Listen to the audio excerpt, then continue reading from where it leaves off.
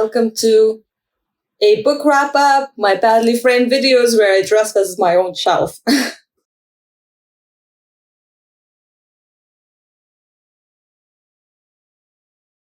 I do want to start with a book from Liselle, A Blood Like Magic, because I am still finishing it, and so I have a few hours left of audiobook, but it was really good. I think it was really good because it hooked me in right away. It was about almost like this Encanto vibe where every family member gets a power, and our main heroine is waiting for her power to come over and she needs to pass a trial. The beginning of this is really just stretching and growing that plot and really, really high stakes. And you still keep being like, oh, the challenge is hard, the power must be good, and you still keep waiting for that sort of reveal. So it really drags you in. I was a bit afraid that the stakes were too high right in the beginning, because I'm like, what else can you do later on? And yes, the beginning was probably more drawing for me than sort of later on, but it's still very good to the point that I'm considering to read the sequel, which a lot of times I just read the first book. And other things that I did wanted to say, there's a lot of trigger warnings in the beginning, a huge list of them. There are some gory scenes, but I actually enjoyed them. So it's not necessarily felt as bad and unnecessary in any sense. So I think, obviously, if you're not able to handle trigger warnings, then that's another story. But I think it's rather good, and I will keep up probably to the next book. I did read Tolkien. I never read Tolkien before. Ashamed. And I did read Hobbit, which I got in a subscription box where they reuse all books. And yes, I usually avoided Tolkien because I knew he has this descriptive style, which might be a little bit too old-fashioned. But actually, I did enjoy The Hobbit. And my partner says that The Hobbit is better in that sort of style than the Lord of the Rings itself. And he also says that Hobbit might be meant for a younger audience, so maybe that's why I enjoyed it. The narrator, especially in the beginning, when he sort of explains everything, he sort of sounds like distractible, as he is jumpy a little bit. He's starting a sentence about something, and then, oh, by the way, this is what it is, and this is how it looks like, and oh, yes, I finished my sentence now. So, yeah, but it did give him character, so I don't blame it. And also, I find it funny. I found it funny for some reason, especially at the beginning when Bilbo is being distracted and dragged into this adventure he doesn't want to be part of. I was like, oh, this actually sounds quite cute and funny. I never heard anyone else commented like that, but here we are. So one of the ones that I did roll on my TBR roll was 30 Angry Ghosts, which I think named it wrong and said it's 3 Angry Ghosts. It's a poem book. It's published by Mai Black, who is local author, and I met her on the tabletop sale, so I got the book because, it's a nice thing to do, and she signed it for me. So it's lovely, and she done well. She done really well. I usually don't necessarily read a lot of poems. I used to. This one is, what I want to say, serious poetry writers usually do their research, what we're writing about. And this one is about almost like historical figures. Not all of them were very known historical figures with Nendar Tall Woman is the first one, and I love that. Actually, I love the opening poem. I had most possibly connection to the vague person rather than the specific people that are known for something. I have a marker here because this is historical sort of biography information, and I thought I could, reread it and see what else in references was used for the poems. And together using that historical information, which I always find definitely enriches the poem. So the real poets do a lot of research. That's one of the things. But this lady itself, she's really lovely. She done some edits for me before, and I think she runs local writers group, and never been much of a part. But yeah, I think meeting some of the live people is nice. So that's that. The Estrada, Given to Fly. I read it because it's a middle grade, because I'm big about middle grades, and it's actually really, really skilly. You can read it in one sitting easily. Yeah, what is it? It's only 150 pages, but it feels like, I don't know, I feel as if it wasn't double spaced, it would be like 40 pages or something. I want to say it's more reads for me like a short story rather than a novel. The beginning is a boy whose dream is to fly, sees the strange house, and I love that beginning, really. And there's a lot of melody in the writing, and the sounds the house makes, the names were derived from other languages, and I think that was really nice part of this book. I think it is about generally like dreams, let's say. This book is about dreams, but I didn't necessarily like the ending, and I didn't necessarily love how short it was, because I felt like some of this could be world-builded and made a bit expanded and made me sit and sort of immerse into this world a bit more. However, I did enjoy, so I'm going to say opposite sentence, I did enjoy, but I could read it in one sitting. So, it's a choice, really, more than anything. I didn't like where it was like mid-book, there was like angel figures or something like that, which was something that wasn't working for me. But the beginning was really, really good. Like I say, the writing style, the house, that was where I was interested in. But, everyone's different. I'm glad I'm reading from the people that we might know from AuthorTube and around locally. Finch of Magic. I bought entire series because I find that if I don't buy entire series, I'm not going to read it. I'm going to read this first book. I didn't necessarily enjoy the first book. I only it's about the curse in the family. It's a lot of magical things. I did write a writing style. So the writing style was the plus for me. But as I find with a lot of very magical stories, sometimes it's not grounded enough for me. It becomes too magical. And for some reason, one of the things that got stuck with me is the place named Windy Bottom, because I'm immature. And that's what I just kept reading. Oh, why did they pick Windy Bottom as a name? Is another, I think she's a local author as well, Mellisa Harrison. So it says by Ash Oakenthorne. It is really, really resonating with my story. If you know, I was drawing Sprite story with little tiny Sprite who was going her way down the tree and all that. And this is about little tiny sprites as well. So I thought this is really in the same world. It's really nature-based, a lot of depiction.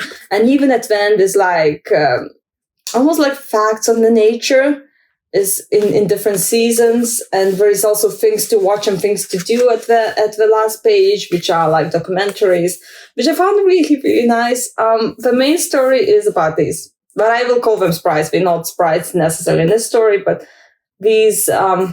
I think they're called hidden folk. So basically, there's these little people, we start vanishing and we want to discover what is actually going on. Why suddenly their limbs are going away. So that's the premise in the story, and they're making that trip. I didn't necessarily like the resolution. I didn't necessarily like that vanishing. I didn't find that vanishing component was resolved to the point that I would feel happy as a reader. But it was so good as a book. I have a second part, and I might even follow the author through her other books because I really, really loved it. So I really, really loved it. Graphic novels, Lumberjanes, right? I heard a lot about this, about Noelle Stevenson, which I read her other graphic novel and talked about in another video. My main goal was originally to read Lumberjanes anyway, so it's 1, 2, 3. Then I was drawing my story. I think I started around drawing my first story that I was started reading this. And it gave me this idea. It is about scouts, right? The Girl Scouts, and they sort of going through badges in every single chapter. So every chapter opens with badge. And I really loved like even the computer games or I don't know, other games that have like maps that open slowly or like some sort of reward system. I really like that. So I thought that I did wanted to use the like vanishing map on my story. So that's really what triggered it. Like, oh, I always wanted to do this, but I didn't think it was doable. But actually, since I started drawing, illustrating on my story, I was like, this is doable. So that's really what I like is the badges. It also kind of scrapbook at the end. Each chapter has like pictures and like summary of the chapter, let's say. So that's what I like as well. It's kind of like a little bit nonsensical. We get to like encounter a lot of things that actually don't exist. Like, oh, for example, I like the episode where we encountered like Greek gods, or is it Roman gods? I don't know now. But basically, dinosaurs or something that is not necessarily realistic and is kind of random in a sense. But overall, it's very, very enjoyable. And I might just go through the series. I might not always get it in physical copy. I might get it in Kindle. But these stories are quite known and something, to read quickly and relax, really, more than anything. Oh, I just now realized that these volumes do have additional names. Beware the Kitten Holly, Terrible Plan, and Friendship to the Max. I didn't realize that. Oh, one of the other things, it has like a list of creators. It's more like a TV series for me, what I look like. It's not one or two creators. It's like a whole team. And yes, other thing that we do have is we have like a little gallery at the end that is just like pictures. So you can see there's a lot of people involved. Right, so that's Lumberjanes. The other thing is like series of books. I really, really like Hilda cartoon, okay, on Netflix, and you can go and watch it. And I bought a bunch of books on it. So the Wilderness Stories was the first one I think I started with, and kind of a mix of things. Oh yes, it was about her meeting a troll, and I don't think everything is in the cartoon. There are some things in the cartoon like Elf Poker or some of the spell stories and things like that. But obviously the books that I like about them is like pages like this. There are just like maps, and there's like sketchbook parts. So it kind of gives deeper appreciation, even if a story can be overlapping. Right, things like that. It's really, really nice. Usually the big spreads, right? Oh, here we go, sketches. And I think in here we also mentioned the character design and the twig, how he originally came to be. And that's what I love about it. Oh, yes. And the important thing in this one is that it covers two stories, because I think they come in other books as well. This is more of a graphic novel version of it. So it covers Hilda and the Troll and Hilda and the Midnight Giant.